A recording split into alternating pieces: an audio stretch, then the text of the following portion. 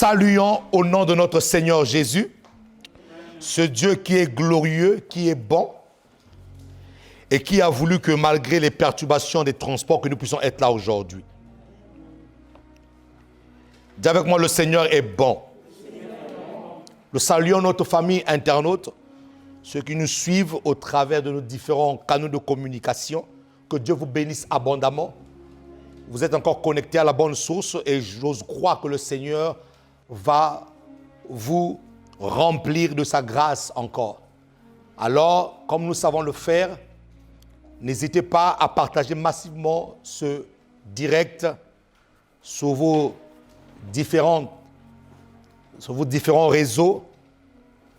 Invite quelqu'un à partager ce message parce que je crois que le Seigneur va te faire du bien. Vous pouvez nous suivre sur Insta, vous pouvez nous suivre sur YouTube, vous pouvez nous suivre sur Facebook. Mais je vous demande, faites le lien parce que Dieu va parler ce matin.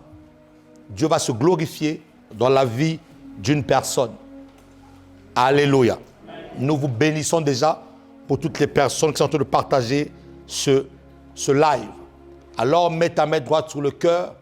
Nous voulons prier le Seigneur. Père, par le nom de Jésus, merci parce que tu envoies ta parole et ta parole vient pour nous guérir et ta parole vient pour nous relever. Seigneur, touche-nous, bénis-nous, ouvre les écluses des cieux et que le Saint-Esprit vienne glorifier le nom de Jésus.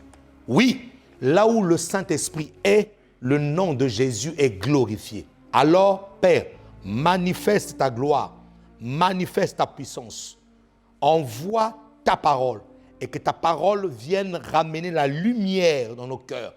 Ta parole vienne montrer le chemin au nom puissant de Jésus-Christ de Nazareth. Merci parce que l'atmosphère de cet endroit est dépolluée complètement et que ta grâce est en train de remplir cet endroit et que le Saint-Esprit est en train de nous infuser de sa présence au nom puissant de Jésus. Les saints disent Amen, Amen, Amen, Amen, Amen, Amen, Amen, Amen, Amen. Alléluia. Alors, je tenais simplement à nous rappeler que nous sommes dans un programme. Dis-moi un programme. Je l'avais dit au début de l'année, Submersion 21 n'est pas un slogan, mais un véritable programme où le Seigneur est en train de répondre à une catégorie de personnes. Et Dieu nous avait dit que toutes les personnes qui ont consenti un sacrifice, toutes les personnes qui ont donné de leur temps, qui ont peut-être deux fois été en arrière, qui n'ont pas vu les choses arriver, mais qui malgré ça ont sémé de leur temps, de leur prière, ils se sont sacrifiés. Dieu me disait que cette saison est arrivée pour vous récompenser, pour vous donner. Et c'est pour ça que je disais que Submersion 21 n'est pas un slogan, mais c'est vraiment un programme dans lequel Dieu est en train de dérouler certaines choses. Dieu est en train de donner, Dieu est en train de remplir, Dieu est en train de remplir les vases jusqu'à déborder. Et si tu n'as pas encore commencé à vivre cette saison de Submersion 21, ne t'inquiète pas. Ne t'inquiète pas. Dieu le fera dans ta vie à toi. Il le fera. Parce que ce Dieu-là est fidèle. Nous avons commencé par parler par les mystères des portes. Il n'y a aucune submersion qui peut arriver si il n'y a pas des portes que Dieu ouvre. Pour que Dieu puisse te bénir, il doit ouvrir une porte. Ça peut être une personne, ça peut être une situation. Ça peut être beaucoup de choses que le Seigneur peut utiliser pour t'ouvrir une porte. Qui me dit Amen? Et donc, lorsqu'on parle de Submersion 21, c'est un programme où Dieu t'ouvre les portes. Les portes qui étaient fermées, peu importe, comme j'ai dit ce matin, peu importe le cadenas qui a été utilisé, ça va sauter au nom de Jésus. Oui, parce que Dieu doit t'ouvrir les portes. Dieu doit se glorifier dans ta vie. Qui me dit Amen? Et ensuite, nous avons parlé sur des alliances spirituelles, démoniaques. Dieu ne peut pas ramener une submersion dans ta vie s'il y a encore des alliances qui te retiennent. Et nous avons pointé du doigt exclusivement tout ce qui était sexualité. Oui, il y a des personnes qui ont vendu leur destinée par la sexualité. Il y a des personnes qui ont vendu, qui ont donné leurs étoiles à Satan par ce biais-là. Et nous avons vu comment on peut contracter un mariage spirituel en ouvrant plusieurs portes.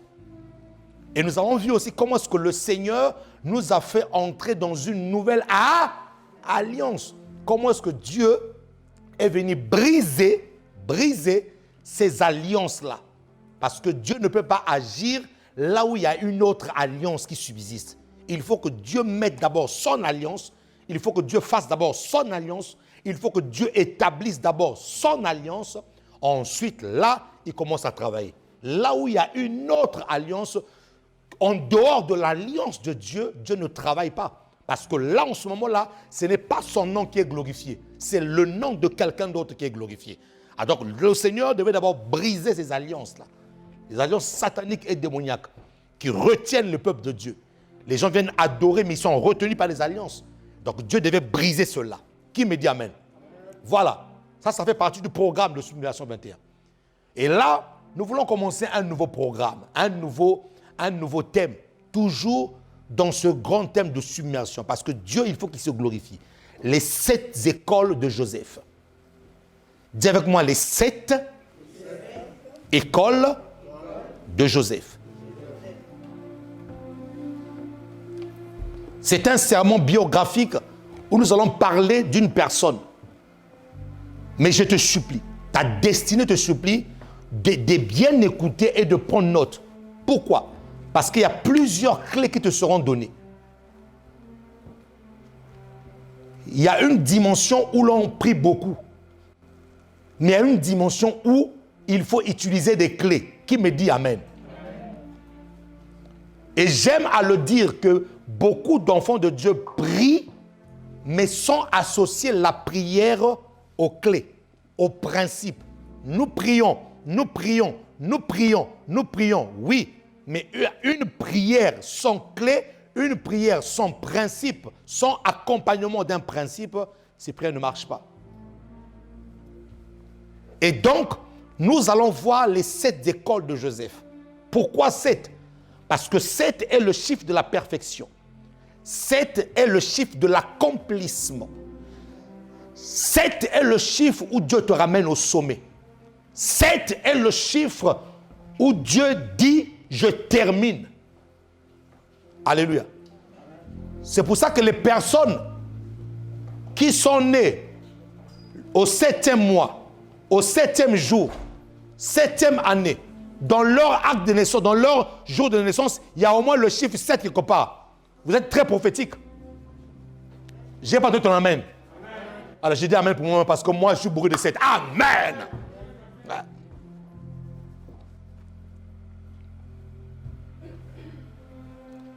Je n'ai pas dit que d'autres numéros c'est faux. Que Dieu ne connaît pas. Non, je n'ai pas dit ça. Non, ne regarde pas comme ça là. Je n'ai pas dit ça. Mais j'ai dit, le chiffre 7, c'est le chiffre de la perfection. C'est pour ça que Naaman a plongé 7 fois dans l'eau. Pour que sa lèpre soit complètement séchée. Alléluia. Amen. Dieu a créé le monde en 7 jours. Vous allez remarquer, à chaque fois que le chiffre 7 revient, c'est une perfection. C'est un établissement. C'est un accomplissement. Qui me dit Amen. Les 7 écoles de Joseph. Une école est faite pour instruire. Une école est faite pour préparer l'avenir d'une personne. Une école est faite pour conduire, pour guider, pour mettre une personne dans un chemin. C'est ça une école. Donc en cette saison-là, tu es dans une école là. Il faut que tu apprennes des choses. Et non seulement que tu les apprennes, mais que tu les mettes en pratique. Parce qu'il ne s'agit pas seulement d'apprendre et de ne pas pratiquer. Il faut pratiquer. Dis avec moi les 7 écoles de Joseph. La première école de Joseph, c'est l'école de la famille. La première école de Joseph, c'est l'école familiale.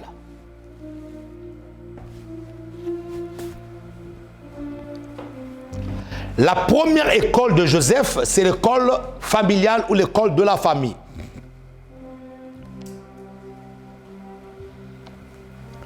La famille est un cercle très important.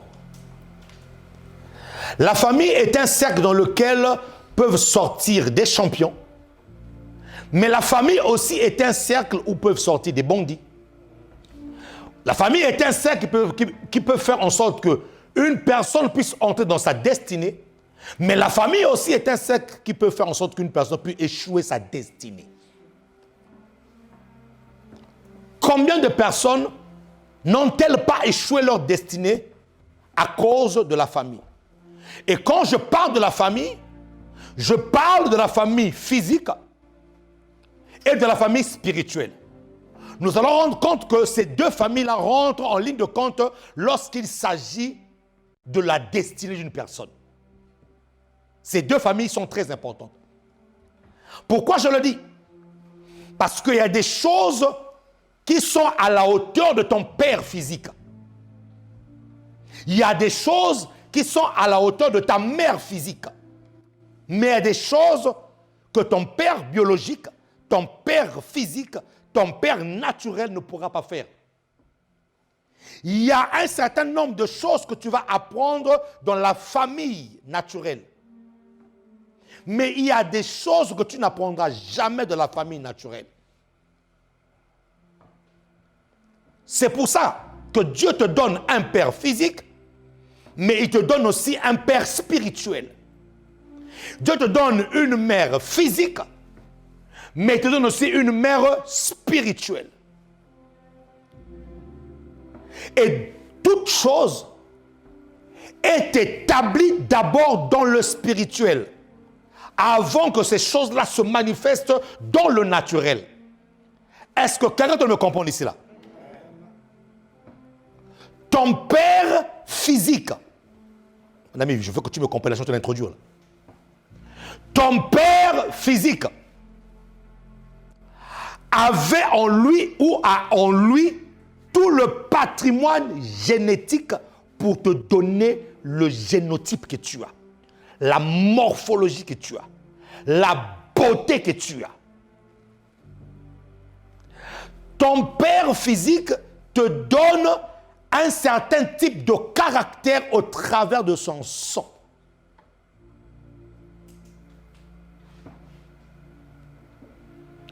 Ton père physique et ta mère physique sont les voies par lesquelles Dieu permet que tu viennes sur la terre, que tu voies le jour.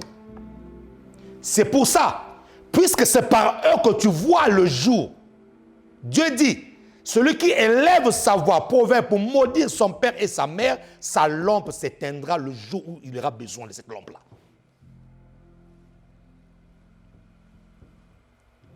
Tu ne choisis pas la famille par laquelle tu viens au monde. Tu ne choisis pas la famille par laquelle tu viens au monde. Tu ne choisis pas la famille par laquelle tu viens au monde. Bénis Dieu pour ton père, bénis Dieu pour ta mère, bénis Dieu pour ce qu'il est, bénis Dieu pour ce qu'il a fait pour toi. Ne le compare jamais en aucun autre père, à aucun mère. Pourquoi? Parce que ce que tu as, ce que tu es aujourd'hui avec le corps que tu as, c'est parce qu'il avait le patrimoine qu'il fallait pour que tu viennes au monde. Oh oh! Amen. Ça, c'est dans la famille physique. Maintenant, il y a d'autres familles physiques dont le père ou la mère ont cette capacité de pouvoir détecter le futur d'un enfant. Mais beaucoup se trompent souvent. Pourquoi? Parce que lorsque un père physique ou une mère spirituelle veut orienter un enfant dans une destinée, c'est souvent par rapport à ses désirs à lui. Moi, je veux que mon enfant soit ceci. Mais il n'a pas consulté Dieu pour dire qu'est-ce que Dieu veut vraiment que cet enfant-là soit. C'est pour ça que la plupart des projets venant des pères physiques ont souvent échoué plus tard. Je ne dis pas tout le temps, mais souvent. Pourquoi? Parce qu'il y en a qui se disent que non, moi je veux que mon enfant soit un docteur pour que le jour que je serai vieux, qu'il puisse me soigner. Ça c'est son plan lui. Et donc il va orienter l'enfant vers les études de médecine alors que son battement de cœur est dans la boulangerie. Donc, le père physique peut te dérouter de ta voie surnaturelle, voulue par Dieu. C'est pour ça qu'après avoir fait le travail du naturel, sortir le matin pour aller te prendre le pain pour que tu manges, te payer les études, il y a certains domaines où, si le père physique n'est pas connecté à Dieu, il va échouer dans ta vie. Est-ce que je parle à quelqu'un ici là? Il y a certains domaines où si le père physique n'est pas connecté, ne cherche pas la face de Dieu, il risque de te désorienter au lieu de t'orienter. C'est pour ça que Dieu étant un sage architecte, te prend, il t'appelle. Jésus dit aux apôtres, ce n'est pas vous qui m'avez choisi, c'est moi qui vous ai choisi. Je te dis une chose, quand tu viens à l'église et que tu as choisi Jésus-Christ, ce n'est pas parce que tu as fait des efforts, c'est que tu es le choix de Dieu.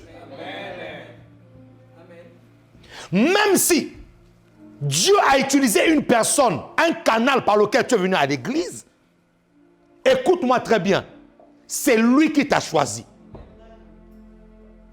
Le simple fait que tu puisses avoir ce battement de cœur, cette envie à devenir, ce désir-là, c'est lui qui l'a mis dans ton cœur. Philippiens dit, c'est lui qui produit en nous le vouloir et le faire selon son bon plaisir. C'est bien que s'il y a des personnes aujourd'hui qui résistent encore à l'appel de Dieu, il faut les laisser. Dieu a un temps T où il a prévu pour leur conversion. Continue à prier pour eux. Donc qu'est-ce que Dieu fait? Il voit que dans ta famille physique, il voit que dans ta famille naturelle, il y a des choses qui ne peuvent pas être maîtrisées par le père biologique. Il va te prendre par l'acceptation de Jésus, il va t'implanter dans une famille spirituelle. Si tu n'as pas de famille spirituelle, il faut que tu puisses recommencer ta vie chrétienne. Parce que toute personne qui naît dans le royaume de Dieu, Dieu le plante dans une famille spirituelle. Je répète, Dieu le plante dans une famille spirituelle. Ne soyons pas des vagabonds spirituels. Ne soyons pas des personnes qui ne sont sans position. On ne sait pas qui parle sur leur vie. Sous quelle autorité père spirituel ils sont soumis. Est-ce que je parle à quelqu'un ici là?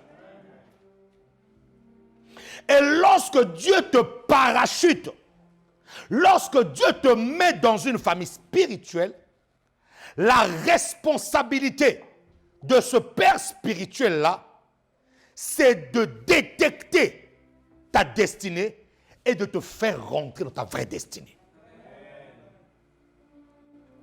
Maintenant, ton père biologique, lorsqu'il est connecté à Dieu, peut jouer ces deux rôles-là.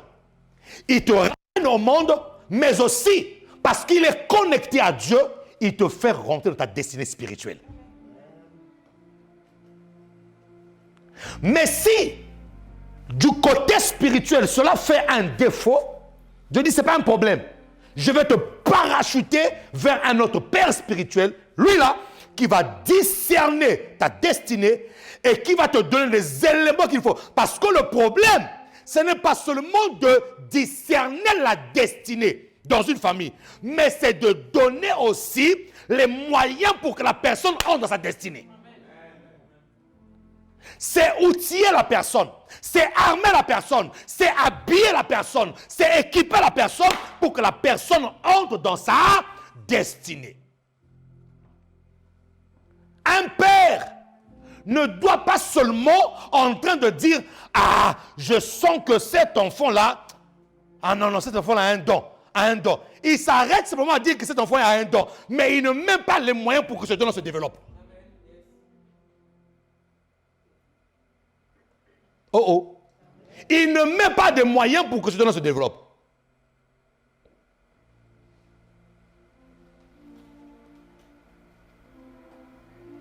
Et donc, le cercle familial, spirituel ou physique, qu'elle soit, est un lieu de préparation, est un lieu où on enfante des champions de demain. Oh oh. Est un lieu où on enfante les champions de demain. Maintenant, il y a certains travaux, il y a certaines responsabilités qui étaient dues au père physique. Mais tu es né dans une famille, je ne critique pas, mais c'est une vérité. Tu es né dans une famille où le père était tout le temps en train de... un soulard. Il n'a pas eu le temps. Il n'a pas eu le... C'était un père démissionnaire. Parce que n'oubliez pas une chose. Un père est un repère. Un père est un repère. Moi, tel que je suis là, sans être prophète, je le sais pertinemment, le jour où ma fille va se marier, elle voudra un père et un mari comme moi.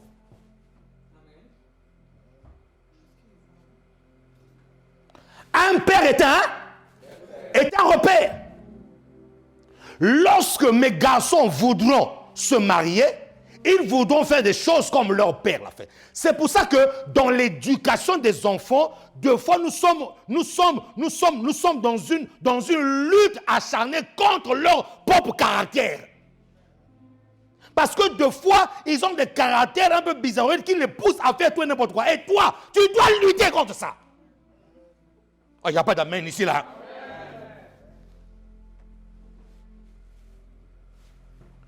Et n'oublie pas quelque chose. N'oublie pas une force. N'oublie pas une force que Dieu t'a donnée. L'une des forces que Dieu t'a donnée, c'est que tu as l'autorité parentale sur cet enfant-là. Donc tu as le pouvoir de dire des choses sur la vie de cet enfant-là et que ces choses-là arrivent dans sa vie. Donc, tu peux être né dans une famille naturelle où le père est démissionnaire, où la mère est démissionnaire. Ils ont tous démissionné. Ils ne font pas leur travail. Et c'est l'une des raisons ici, en Europe et en France, qu'il y a certains peuples, il y a certaines races, il y a certains peuples qui sont catalogués. Eux là, c'est des familles démissionnaires, des pères démissionnaires. Et on commence même à nous pointer du doigt pour aller même plus loin. Ils sont démissionnaires, mais ils touchent la CAF.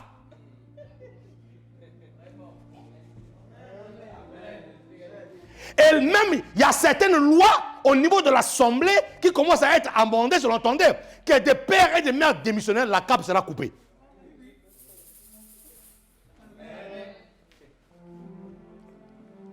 Et il y en a qui sont embarqués dans un système de ces choses. Écoutez-moi bien, l'argent de la CAF ne te rendra jamais riche.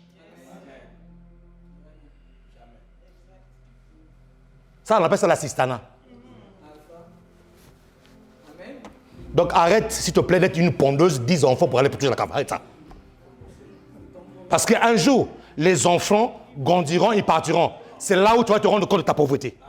C'est là où tu te rendras compte de ta pauvreté. Ah ouais, j'étais pauvre, oui, j'étais pauvre. Tu étais pauvre. Tu étais pauvre. Au fait, tu t'es caché derrière la tête, mais tu étais pauvre, au fait. Tu étais pauvre.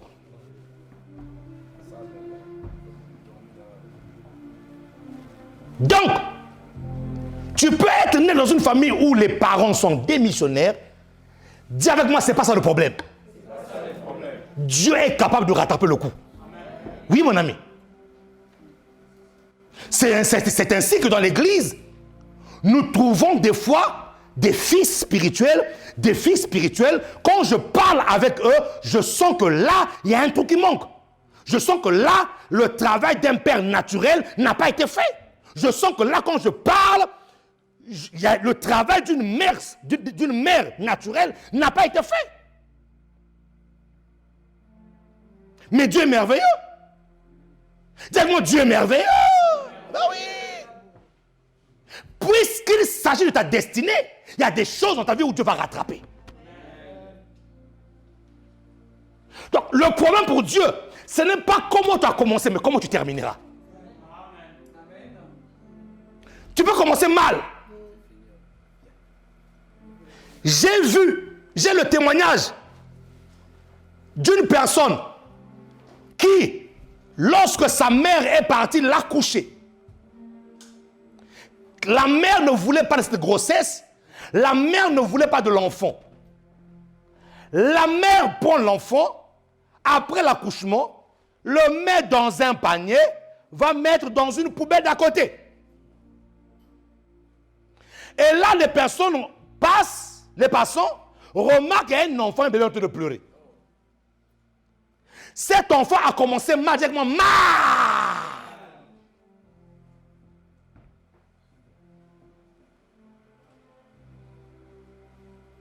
Dans une déchetterie, là, l'enfant abandonné.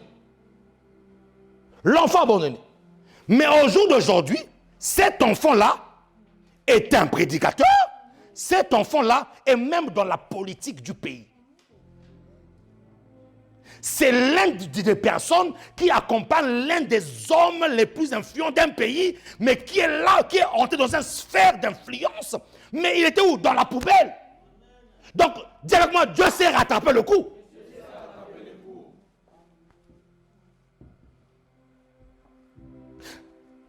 Ne soyez pas des personnes qui s'apitoient sur leur sort lorsque tu as mal commencé.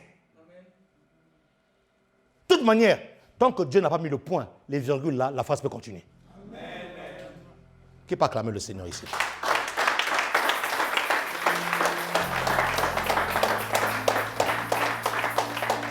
C'est pour ça que des fois les pères spirituels se confondent à des situations bizarres. C'est pour ça que des fois les pères spirituels des fois se confondent lorsque les fils et les filles spirituels viennent de l'église. Des fois on se confronte aux gens qui ont été mal éduqués, on se confronte des fois aux gens qui... Mais tu sens, mais c'est là où maintenant le père spirituel doit être patient. Patient. Oui, parce que le travail que le père naturel devait faire, il n'a pas fait. Et donc ça tombe sur le père spirituel.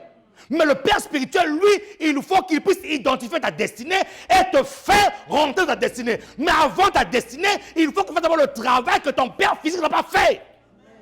Dis-moi respect. Oui.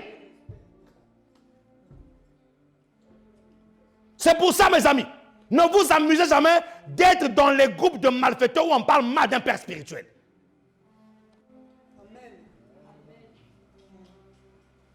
Merci pour cette amène isolée. Amen. Ne vous amusez pas. Le gars, il vient déjà. Il faut qu'il rattrape le coup que ton père physique a loupé là-bas. Il faut qu'il rattrape ça. Et en plus, non seulement qu'il rattrape ça là, il doit te modeler, mon ami, il doit te modeler. Parce que tu as une destinée. Mais il doit être patient. Il doit être patient. Je vous assure que des fois, nous, les pasteurs, on perd patience. J'ai la vérité. Des fois, tu dis, Seigneur. Même à un moment donné, tu entends comme si Christ parlait, comme il disait à Pierre. Pierre, m'aimes-tu? Ah, Seigneur, oui, je t'aime. Paix mes brebis. Ah, mon ami, des fois, tu es fatigué. Dieu te dit, m'aimes-tu? Oui, Seigneur, je t'aime. Paix mes brebis. Même s'il y en a qui t'ont mordu là hier, va soigner.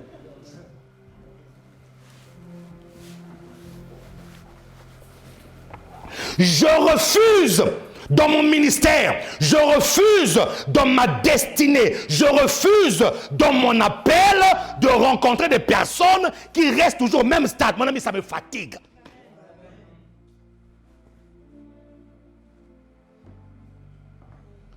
C'est pour ça demander des fois à mes filles spirituelles ici, à mes fils, de voir comment je les enguirlande. Mais des fois ils comprennent pas, c'est parce que je veux les pousser. Je vais les ramener à leurs limites. Il faut qu'ils y arrivent.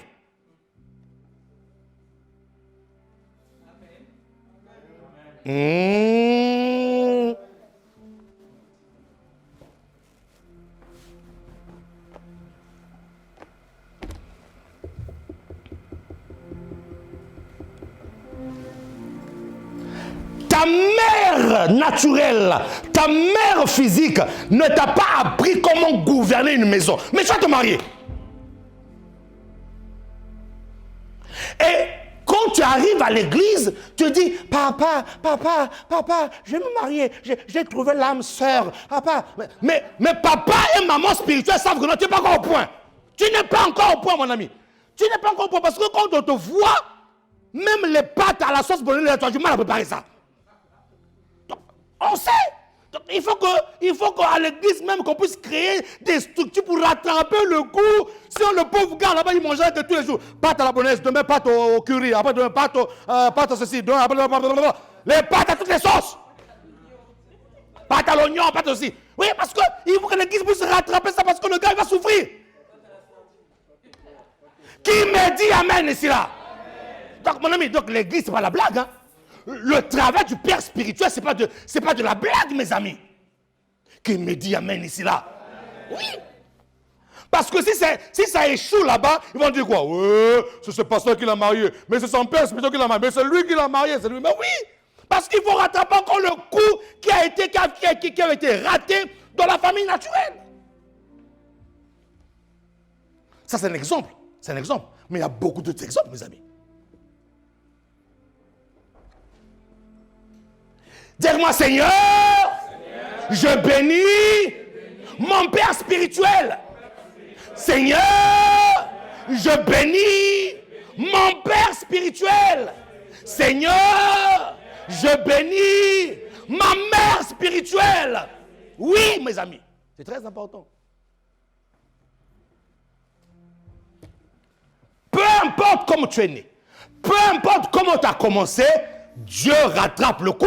Parce que tu n'es pas né au hasard, le système de la reproduction n'a pas été créé par Satan. Ça a été établi par Dieu. Peu importe comment le fœtus a été fait, dès la naissance tu es venu au monde, Dieu approuve ta naissance parce que là tu as une destinée avec lui. Qui me dit amen ici là? Oui, Dieu approuve ta naissance. Même si les parents ont mangé des raisins secs et les dents des enfants ont été gâtés, Dieu va te ramener dans une chirurgie dentaire, il va détenter, il va ranger les dents, tu vas entrer dans ta destinée. Oui, parce qu'il y a des parents qui ont mangé des raisins secs et les dents des enfants. Il y a des parents qui ont fait des bêtises et ce sont des enfants qui ont tout le pays, qui sont dans le pays. Mais écoute-moi, un secret, dis-moi un secret. Malgré les bêtises que tes parents ont fait, continue à les honorer. On n'honore pas mon père ou ma mère parce qu'il est le prince Philippe qui vient de mourir. Non. On l'honore parce qu'il est mon père, parce qu'elle est ma mère.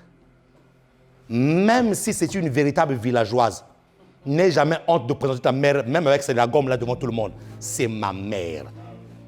Même si ton père est le plus pauvre et qu'il se présente devant les gens avec un pantalon troué, présente-le à tout le monde, c'est mon père.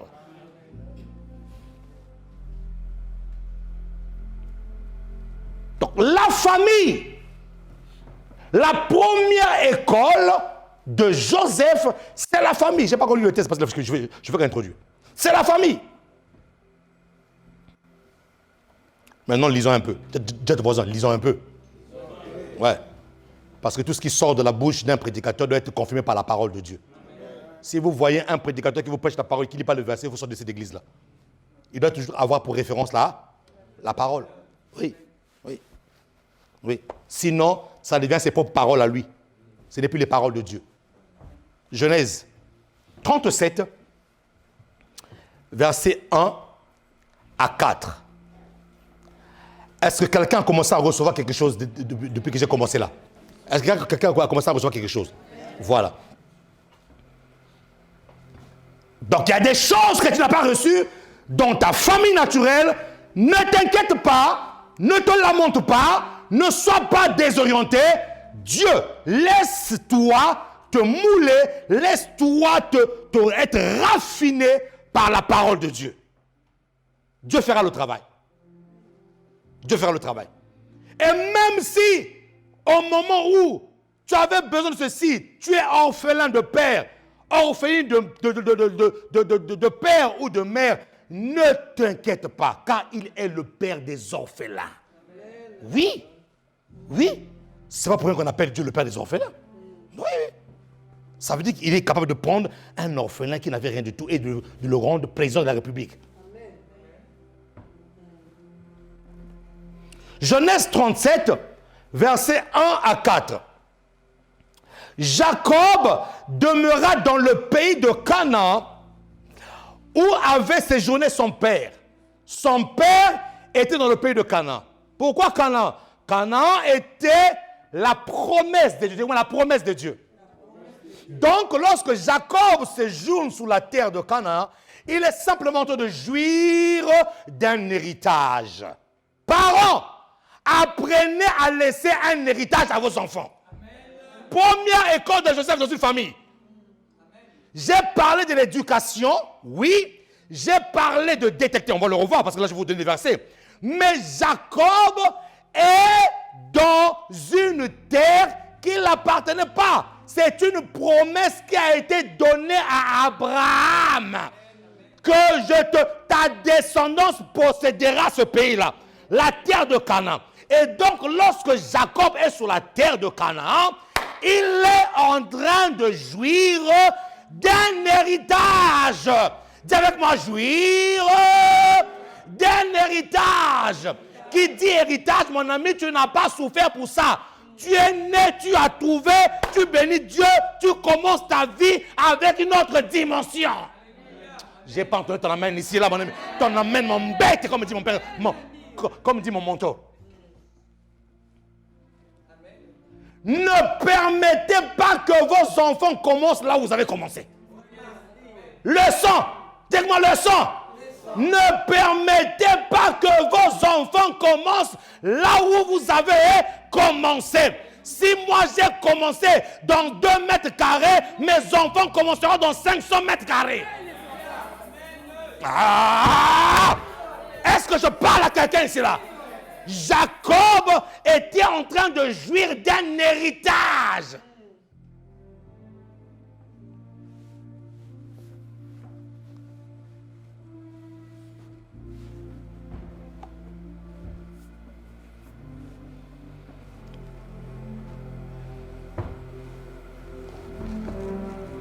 Quelle est la chose pour laquelle demain tes enfants sont en train de dire je me réjouis?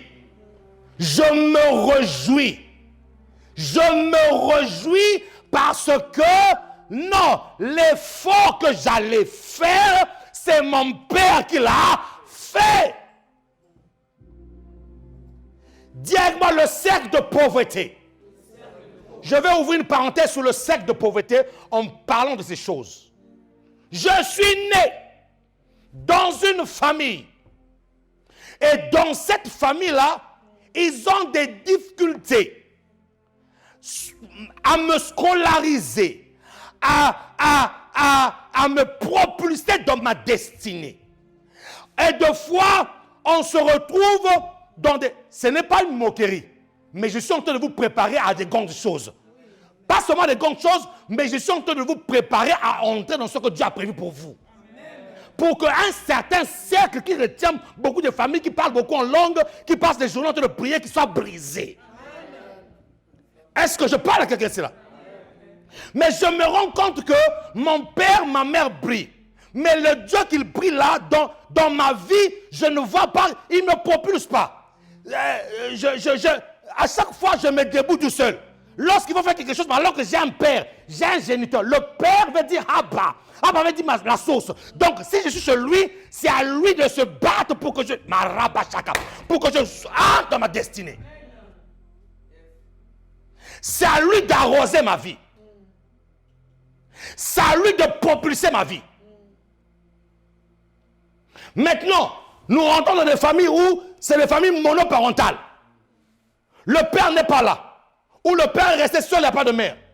Où la mère n'est pas là, le père est là. La mère se retrouve seule. Écoute-moi très bien. Même si tu te trouves seul en train d'éduquer cet enfant-là, si tu es connecté à Dieu, tu auras le miracle de l'huile, d'une fiole d'huile qui s'est transformée au bidon d'huile. Cette femme était veuve.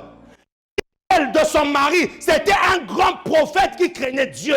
Mais lors de sa mort, les créanciers sont venus demander, vous nous devez. Il était prophète, mais un prophète avec des dettes.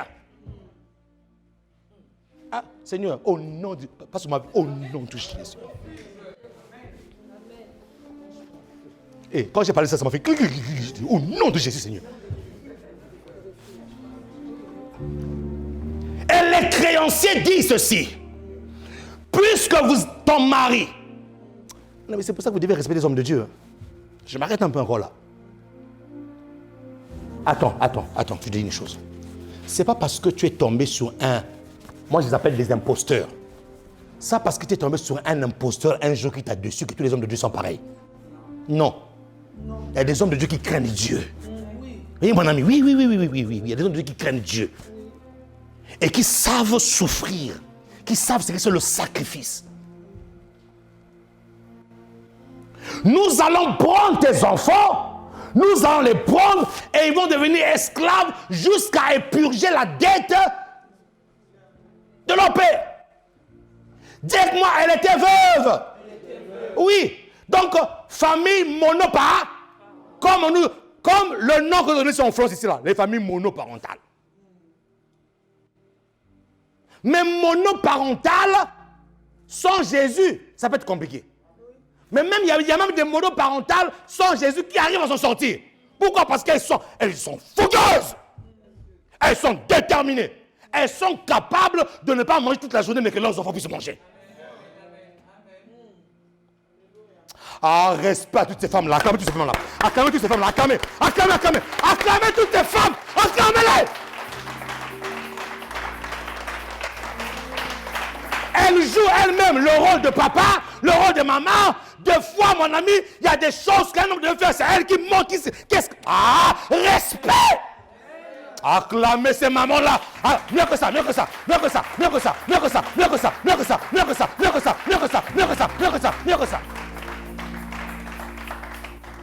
Donc, ces mamans-là, il ne faut jamais se moquer d'elles. Ne se moquez pas. Parce que toi qui es un mari, si on t'enlève ce jour, ce mari-là, mon ami, tu es perdu. Tu es perdu.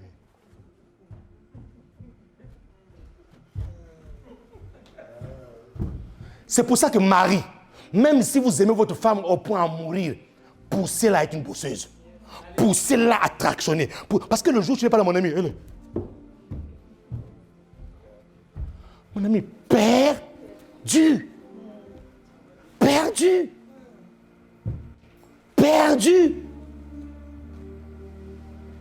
Seul, avec 2 enfants, seul. Mais Dieu a produit un miracle. Donc, enlevez-moi la raison là, où je suis homme seul ou femme seule. Avec Dieu, tu es majoritaire. Alléluia. Qui peut acclamer le roi des rois ici?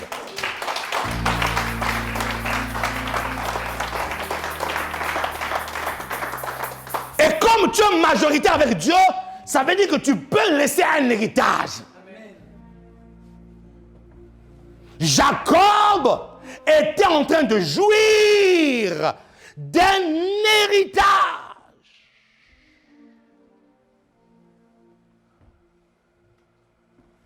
Je répète, dans cette leçon-là, ne permets pas que tes enfants commencent là où toi,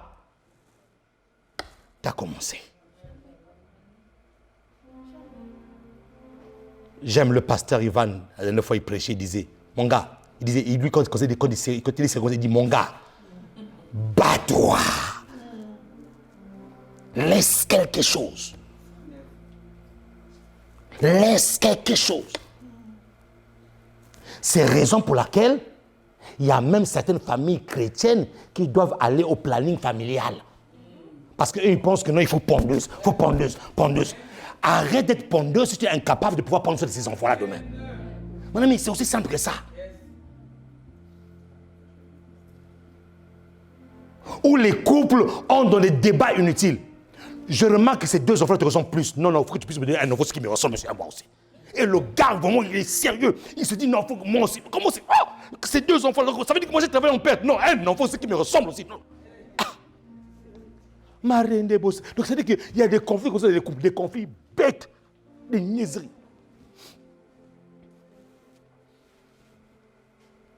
Et 2, et 3, et 4. Mon ami, les enfants augmentent, mais ton salaire n'augmente pas. Mon ami, tu as déjà 3 enfants. Le salaire est toujours resté à 1200 €. Tu restes encore 5 enfants. Le salaire est toujours à 1200 €. Mon ami, tu es arrivé 10 enfants. Salaire toujours à... Vous allez vous partager comment? Dis-moi la famille. Dis encore la famille. Qui peut acclamer le roi des rois ici?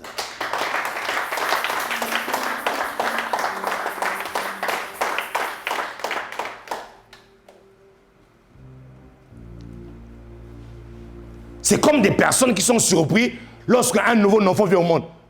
Encore quoi, mon ami? Mais tu savais, mais encore quoi? Il faut gérer. Il faut gérer. Jacob demeura dans le pays de Canaan où avait séjourné son père.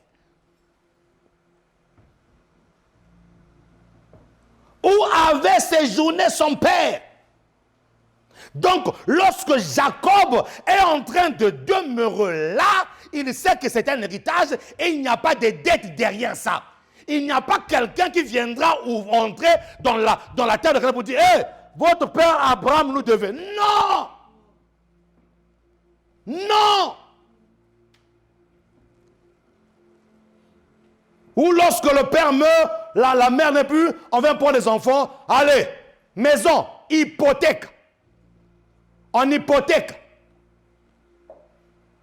Mon ami, vous savez, quand je vous parle comme ça, vous vous rendez compte que la vie, il ne faut pas jouer avec la vie.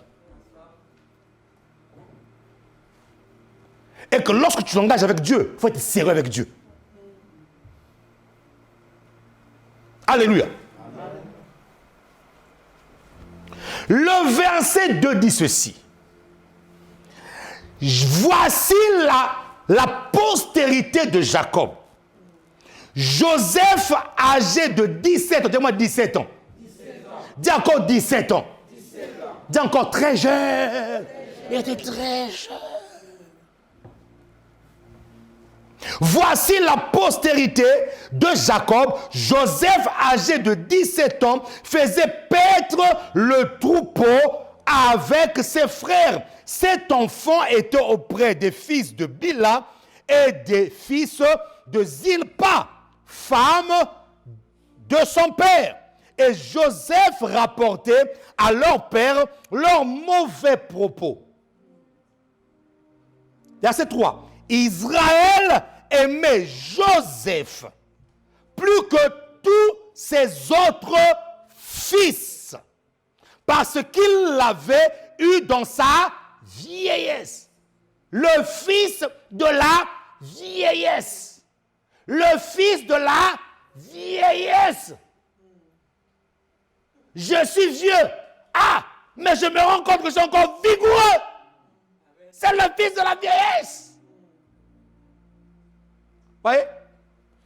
C'est une crise que la plupart des hommes ont. Je vais traiter ce point-là. Quand ils sont vieux, ils refusent leur vieillesse, en fait. C'est pour ça que tu vas voir un vieux papa de 100 ans mettre les baguilles qui te sont lui pour croire qu'il est. Mon ami, c'est-à-dire que même la démarche ne tient pas. C'est-à-dire que tu es devenu vieux. Habille-toi selon ton âge. Mais il fallait qu'ils veulent refuser sa vieillesse. C'est-à-dire que quand tu seras sur le miroir, ils croient que non, j'ai 25 ans, mon ami, tu es vieux. Terminé. Et ça, je parle à tous les hommes ici là. Tous les hommes arrivent à ce niveau-là. Où ils veulent encore plaire. Où ils se disent non, je peux encore séduire. C'est pour ça que malheureusement, dans leur bêtise, dans leur convoitise, ils commencent à aller prendre des petites filles qui ont même l'âge de leurs enfants. Oui. Vous savez qu'est-ce qui fait ça? Parce que l'homme, quand il vieillit, il se dit que non, est-ce que mon corps... Mais ça, c'est dans le monde. Mais dans le Seigneur, ce n'est pas comme ça. Qui me dit Amen? C'est pour ça que le monde aujourd'hui parle de crise de quarantaine. Oh non, il fait sa crise de quarantaine. Écoute-moi, la crise de quarantaine, c'est dans le Seigneur, il n'y en a pas. Le Saint-Esprit va te contrôler. Le Saint-Esprit va te contrôler. Non, il fait sa crise de quarantaine. C'est normal, il fait sa crise de quarantaine. Il commence à se trouver vieux, donc il veut... Non, non, mon ami. Non. Saint-Esprit au contrôle. Saint-Esprit au contrôle. Donc, tiens-toi au carreau, reste calme. Il aimait Joseph parce que c'était le fils de sa vieillesse. Et il lui fit une tunique de plusieurs couleurs. Dis-moi, tunique de plusieurs couleurs. Dis encore, tunique de plusieurs couleurs. 4. Ses frères virent que leur père l'aimait plus que tous, et ils le prirent en haine. Ils ne pouvaient lui parler avec amitié. Donc, quand tu lis parler, c'est toujours des paroles blessantes. Le fils à papa, c'est toi. Maintenant, je vais soulever un tout petit point concernant cette première leçon de la famille. Quand vous avez des enfants, aimez-les tous au même niveau. Ne tissez pas la haine. Ne tissez pas le désordre. Ne désorientez pas vos enfants dans l'amour dans lequel vous les donnez. Est-ce que je parle à quelqu'un ici là? Il ne faut pas que cet enfant-là se sente le plus aimé.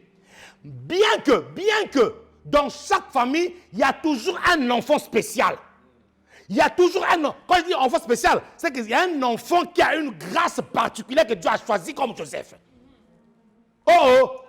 Mais de leur croissance, mais de leur cheminement avec leurs frères, leurs sœurs, ils doivent comprendre que ils sont tous égaux. Il n'y en a pas un qui reçoit plus l'amour que d'autres. Non. Vous créez en cela ce qu'on appelle un déséquilibre. Est-ce que je parle à quelqu'un ici là? Le problème, c'est que même si dans la famille, il y a des Joseph et des Joséphines, mon travail, moi, en tant que père, c'est de les aimer tous, mais d'orienter Joseph plus vers ce que Dieu a prévu pour lui. Amen. Oh! De ne pas rentrer dans mon euphorie de jeunesse, de croire, me dire, ah ouais, je suis quand même vigoureux, j'ai quand même un enfant, je vais l'aimer plus. Non, ne rentre pas dans ce piège-là. Parce que si ton enfant ne trouve pas l'amour chez toi à la maison, il va le chercher ailleurs. Qui me dit amen ici là? Amen. Qui me dit amen ici?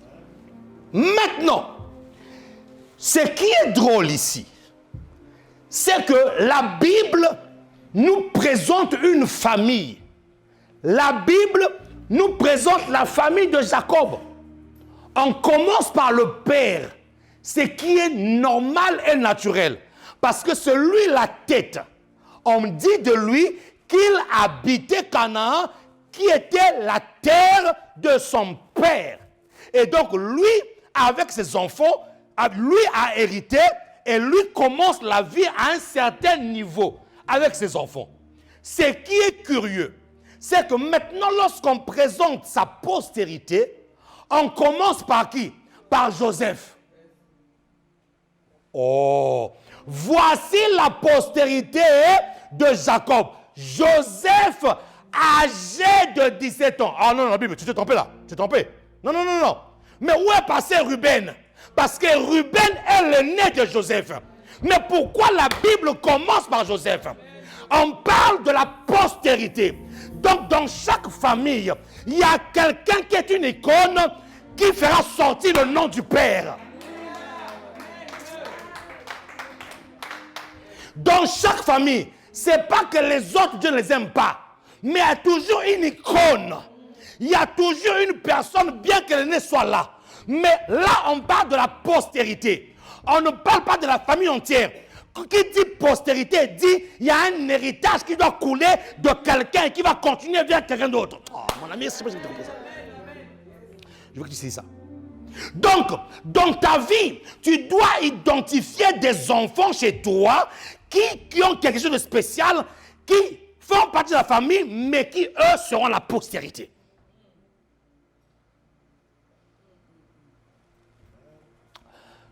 Écoute ce que j'entends. Écoute ce que j'entends dans mon esprit. J'entends quelqu'un dire ici, là. Mais pasteur, mes enfants, ils sont tous grands. C'est des papas, c'est des mamans. Ils sont tous mariés. Ils sont tous partis. Je suis resté seul. Ça reste tes enfants. J'ai dit au début que Dieu est capable de rattraper le coup. Où est Ruben? Où est Judas? Où est Nephtali? Où est Gad? Où sont les autres frères qui sont aînés? Là, on dit, voici la postérité de Jacob, Joseph âgé. Mais Dieu, où est-ce que tu as laissé Ruben? Non, non. Moi, je dis que Joseph est sa postérité. Pourquoi Joseph est la postérité? Parce que lorsque Jacob, après avoir reçu la bénédiction de son père, sa mère dit, va chez ton oncle Laban. Lorsqu'il arrive chez son oncle Laban, Jacob veut se marier. Dis-moi, il veut se marier. Oui, il y a des âges où tu sens le besoin de te marier. Il y a des âges où le mariage ne te dit rien. Mais il y a des âges où tu sens un besoin. Je ne parle pas seulement d'un besoin corporel pour aller soulager un peu tes... Non.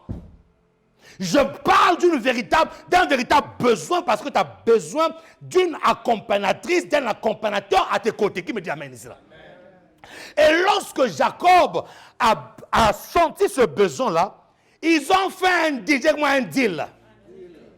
Ils ont fait un deal avec Laban. Laban lui dit, mon fils, travaille pour moi 7 ans. Dis-moi 7 ans. 7 ans. Le chiffre de la perfection. Où les choses s'accomplissent. Les chiffres de l'établissement. Quand tu arrives à ce chiffre-là, Dieu est au point de faire quelque chose d'exceptionnel. Travaille pour moi 7 ans. Suivez mes amis. Pourquoi Joseph est la postérité? Travaille pour moi 7 ans. Après avoir travaillé pour moi 7 ans, quelle est la femme que tu veux? Je veux Rachel. C'est Rachel qui bat mon cœur. C'est elle qui fait battre. Je travaille 7 ans pour avoir Rachel. Et lorsque le gars travaille 7 ans pour avoir Rachel, au lieu d'avoir Rachel, il a qui? Léa. Mais puisqu'il l'aimait, puisqu'il aimait Rachel, il dit, je veux retravailler encore 7 ans. Un mari qui te dit qu'il t'aime et qui ne sait pas attendre, fuis-le.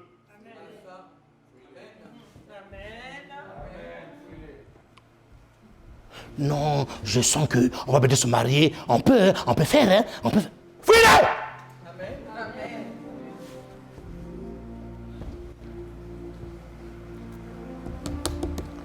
L'amour est passion. L'amour est pas passion. L'amour est pas passion.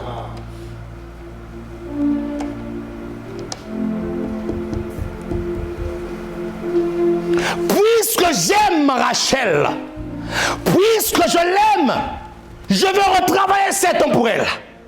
Donc, il a travaillé 14 ans pour Rachel et 7 ans pour Léa.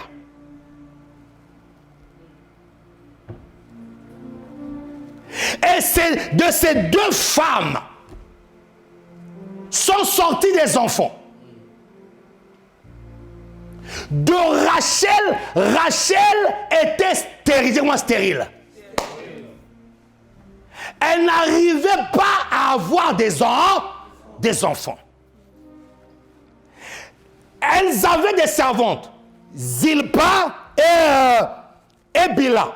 Bila et Zilpa. Alors Rachel dit, je suis stérile. Bila, va vers Jacob, donne-lui une postérité. Mais l'enfant qui sort de Bila ou de Zilpa n'est pas la postérité de Rachel. Alléluia. Et la Bible déclare ceci. À un moment donné, Dieu a exaucé la prière de qui? De Rachel. Et lui a donné un enfant qu'on appelle Joseph. Yosef. En hébreu, Yosef. Il donne un enfant à Rachel. Mais en tout temps, sa sœur aussi, Léa, a des enfants. Et leurs servantes aussi ont des enfants. Maintenant, lorsqu'il s'agit de présenter la famille de Jacob, on ne commence pas par les enfants de Léa, on ne commence pas par les enfants de Zilpa, on ne commence pas par les enfants de Bila, on commence par le premier enfant de Rachel. Pourquoi? Parce que Rachel était la femme de la destinée de Jacob. Rachel était la femme prophétique. En d'autres termes, en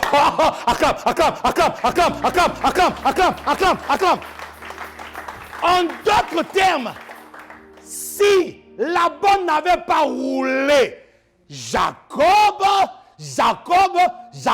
allait avoir qu'une seule femme qui? Rachel. Waouh! Et donc lorsque Dieu présente la famille, il dit, tous les autres là, vous êtes des électrons qui sont venus se rajouter. Je commence par Joseph parce que c'est pour Rachel que Jacob avait travaillé en premier. Et donc la postérité que je cherche, c'est la postérité qui vient de la femme que Jacob avait aimée. Qui peut acclamer le roi ici, là? Qui peut acclamer le roi ici? Qui peut acclamer le roi? Et c'est pour ça que Dieu parle de postérité. C'est ce qui s'est passé avec Abraham. Abraham étant vieux, ne pouvons pas, oh Seigneur, je m'en vais vers la mort sans un héritier. Et là, maman Sarah dit, prends ma servante Agar. De Agar est sorti Ismaël. Mais Ismaël n'était pas le fils de la postérité. Donc ce qui compte pour Dieu, bien que Ismaël a été béni, bien que Nephtali, bien que tous les enfants de Jacob ont reçu chacun a une bénédiction, mais lorsqu'on parle de la postérité, leur nom n'est pas cité. Leur nom n'est pas cité. Écoute-moi, Église. Et donc, lorsque la leçon que nous apprenons ici, là, dans chaque famille, il y a toujours un Joseph, une Joséphine.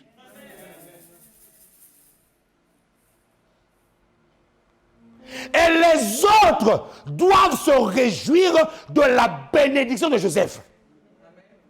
Écoutez-moi, ne combattez jamais vos Joseph. Oh, est-ce que quelqu'un m'entend ici là?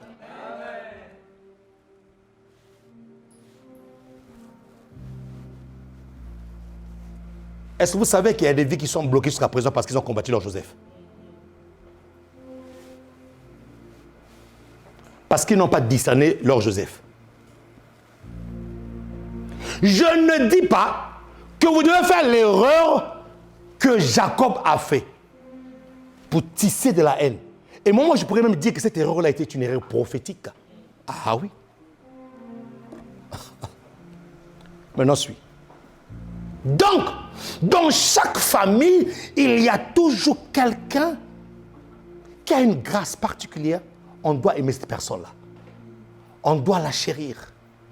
On est tous des enfants, mais nous reconnaissons. C'est pour ça que dans les familles, nous devons avoir beaucoup d'humilité.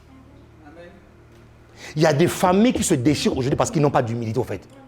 Ils n'ont pas d'humilité de reconnaître que non, je suis peut-être le grand frère. Non, mais le petit, quand même, une grâce. Non, la petite, c'est une grâce. Oui, mon ami. Oui. C'est quand tu commences à louer la grâce que Dieu a déposée dans la vie d'une personne que cette grâce-là va commencer à t'arroser. Si tu combats cette grâce-là, elle ne pourra pas t'arroser.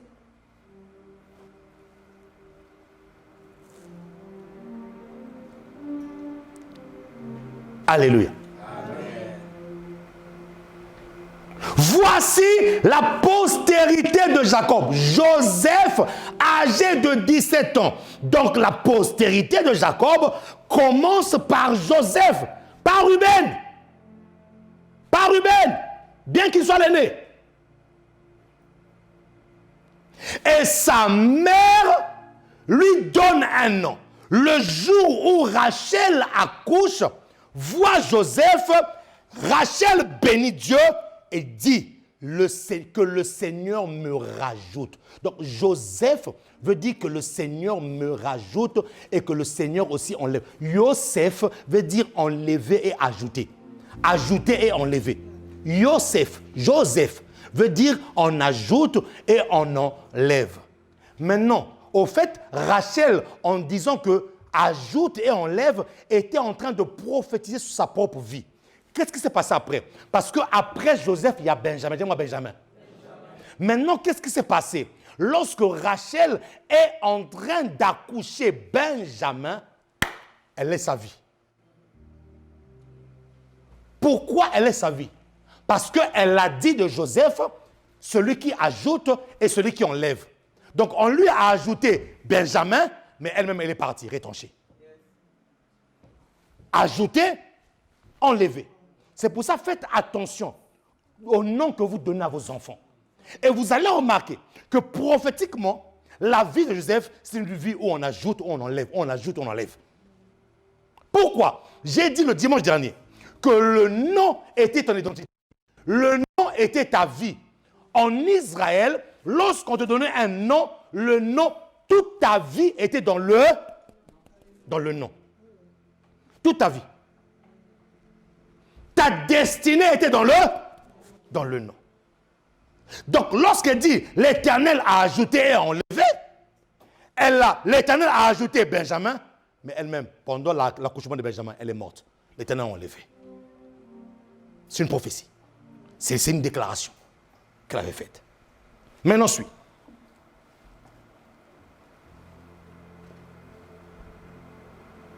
Est-ce que nous sommes d'accord que dans chaque famille, il y a des Joseph?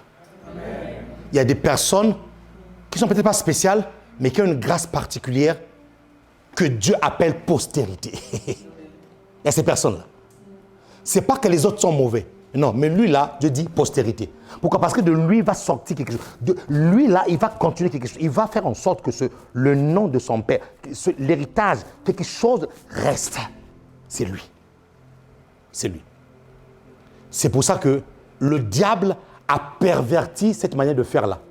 Qu'est-ce qu'il fait? Dans les familles, il y a dans certaines tribus où il y a une personne qui a, on appelle ça le fétiche de la famille. Et donc il n'y a que lui qui prospère. C'est lui l'homme riche de la famille. Donc tout le monde passe derrière lui. Mais ça, moi j'appelle ça l'esclavage, ça. Et quand il meurt, il faut qu'il puisse léguer ça à quelqu'un d'autre. Voyez? Et généralement, dans certaines tribus, ces personnes-là eux-mêmes ne s'occupent jamais bien de leurs enfants, mais s'occupent bien des enfants des autres. Sa famille est déchirée, hein? Mais pourquoi s'occuper d'eux? C'est satanique, c'est maléfique, c'est démoniaque. La vraie richesse, non seulement elle te bénit toi, elle bénit tout le monde qui est autour de toi. C'est la vraie richesse.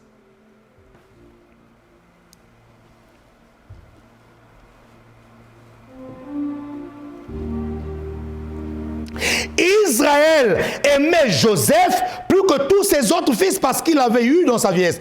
Et il lui fit une tunique de plusieurs couleurs. Dites-moi, tunique de plusieurs couleurs.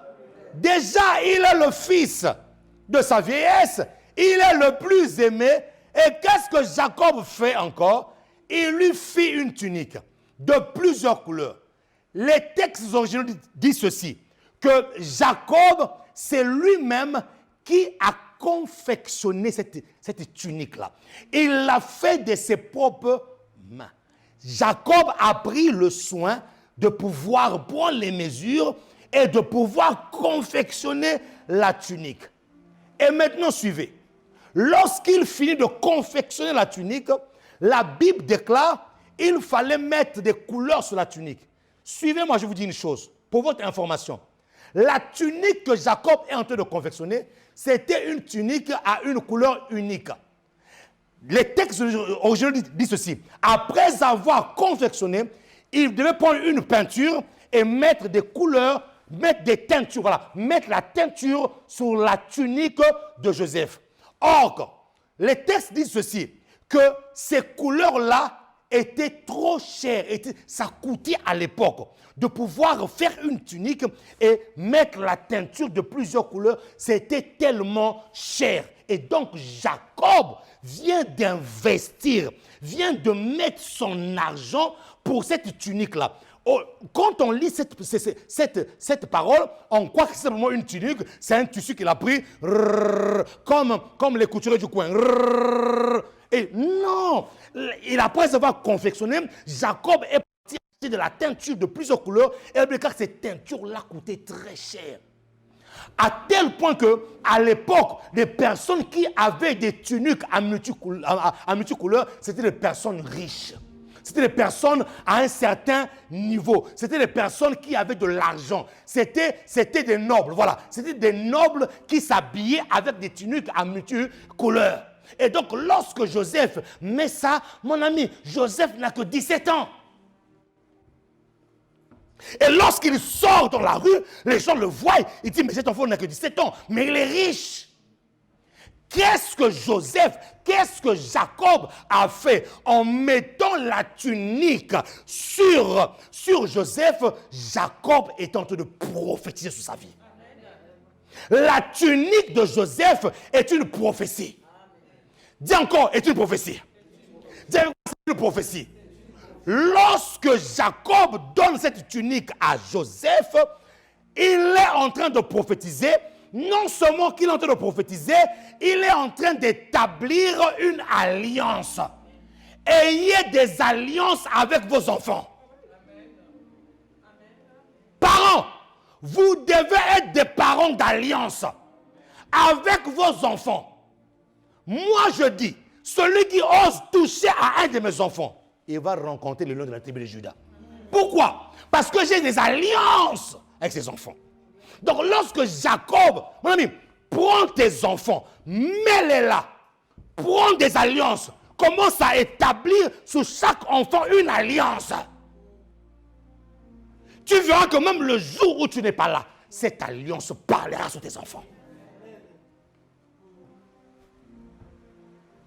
Cette alliance criera sur tes enfants. J'ai une alliance. L'une des alliances que j'ai avec Dieu pour mes enfants, c'est que chaque année, comme faisait Job, je fais des offrandes solennelles pour mes enfants. Chaque année.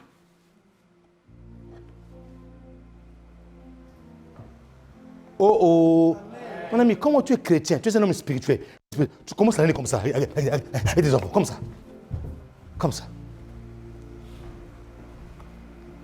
C'est pour ça que tout ce que mes enfants font, même si c'est caché, on arrive toujours à le savoir. Il est là, celui qui joue au piano, il vous dit. Tout ce que mes enfants font, même si c'est caché, on finit de savoir. Vous savez pourquoi? Vous savez pourquoi? C'est l'alliance qui parle.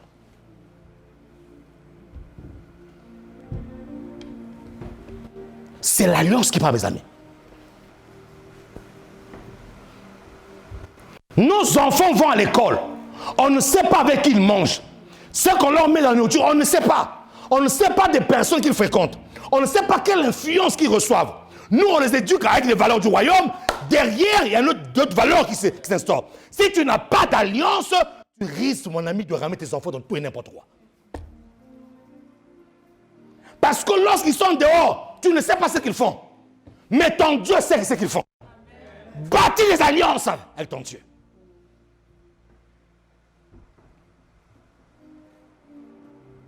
Joseph, Jacob était en train d'introduire son fils dans une alliance.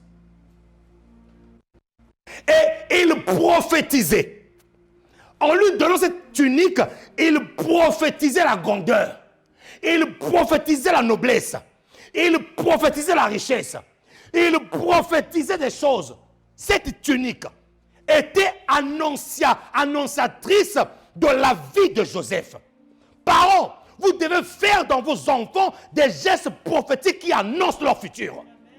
Est-ce que je parle de ce matin? Des choses qui annoncent leur futur. Parce qu'une personne s'habille en fonction de là où il va. Mon ami, si tu me vois sortir de chez moi en babouche, on va dire, bon, peut-être qu'il est parti dans un coin là, il est parti peut-être acheter du pain. Tu vois une personne sortir en pyjama, il descend. Ça se trouve qu'il est parti juste aller prendre les courriers à la boîte aux lettres. Les vêtements que tu mets sur toi peuvent définir là où tu vas. Quand tu vois une personne s'habiller proprement, costume, cravate, on peut dire, ah, il a peut-être un rendez-vous galop, peut-être un rendez-vous d'affaires. On peut définir par ton habillement comment, où est-ce que tu vas. C'est pour ça que mon ami, il faut savoir bien s'habiller aussi, hein, c'est important. Oh! Tu vas te présenter à une personne qui va t'ouvrir une porte. L'habillement respecte de la personne. Toi, tu vas voir un directeur, tu vas voir un ministre, et tu sais que c'est une porte pour toi. Mon ami, tu arrives là. Tu as mis ton rouge, là tu as mis du vert, là tu as mis du rouge, là tu as mis du jaune. Là, les cheveux en pétard, rouge, vert, jaune. Tu prends là en bas, tu mets du jaune cire. Tu arrives là.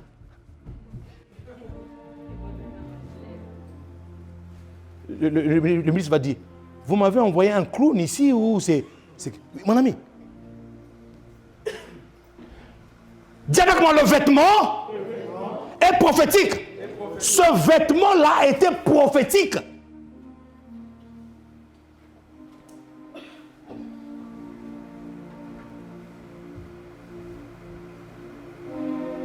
Le vêtement qu'on a mis à Joseph était en train d'annoncer la noblesse, la richesse, la royauté. J'ouvre encore une parenthèse. Vous les parents, vous êtes bien habillés. Weston, ceci. Mais regarde les enfants. Les enfants, mal habillés. Ne faites pas ça.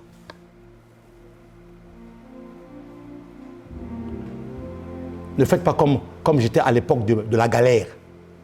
Même quand les chaussures étaient mauvaises, étaient déjà tout. Non, c'est bien. Non, enfin, me dit, mais non, c'est bien. Non, ça, c'est la galère qui fait parler, la galère.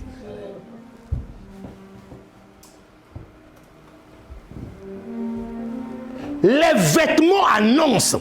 Il y a quelque chose. C'est pour ça que le diable aussi a perverti la mode, parce qu'il sait que lorsque vous êtes habillé de cette manière, ça pèle ces démons-là, ça pèle ces chefferies-là, ça pèle le monde des ténèbres.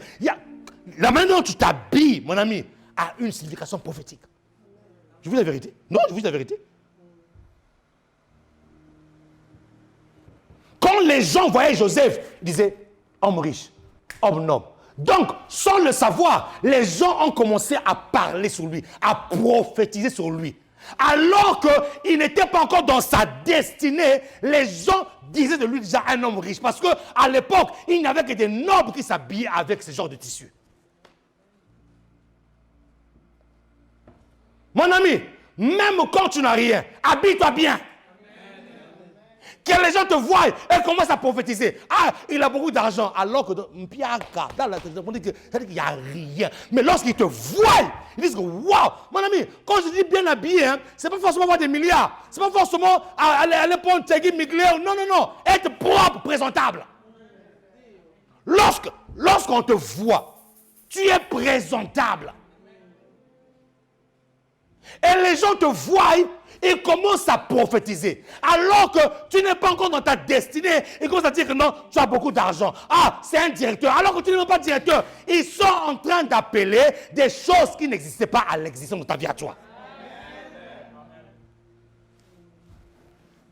C'était intentionnellement que Jacob a fait cette tunique-là. Parce qu'il savait que ça annonçait les choses. Comment tu habilles tes enfants? C'était intentionnellement.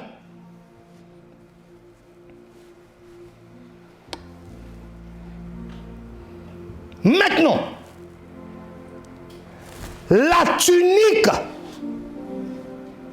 de Joseph, tunique multicouleur, à plusieurs couleurs, dans les textes hébreux, ça veut dire disparaître. C'est curieux. Cette tunique-là, quand vous le lisez dans les textes hébraïques, ça veut dire disparaître. Donc, en même temps, Jacob a discerné le futur du petit. Parents, vous devez discerner le futur de votre enfant. Comme j'ai dit au départ, et commencer à poser des actes en conséquence.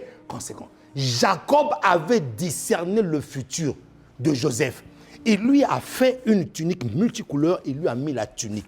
Mais cette tunique-là, en même temps, annonçait la richesse, la noblesse, mais ça veut aussi dire disparaître.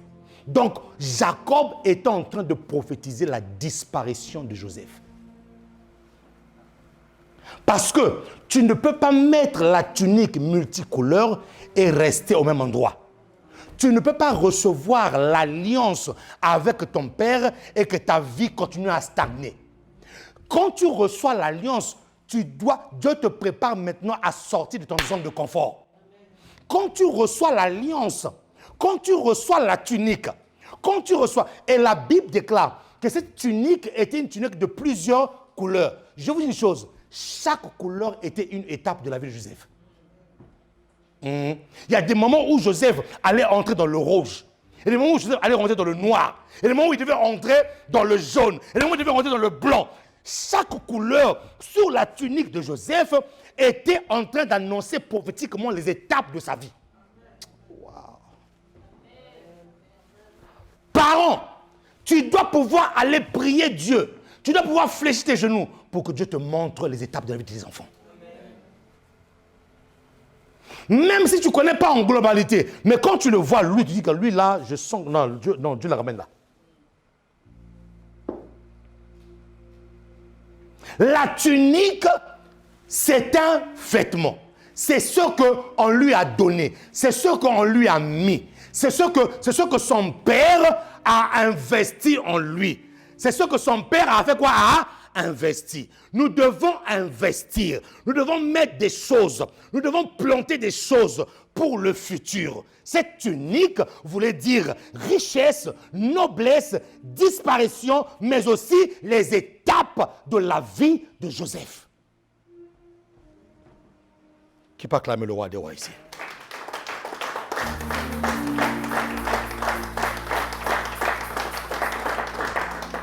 Prends avec moi le psaume 121, verset 4, avant que nous puissions aller plus loin.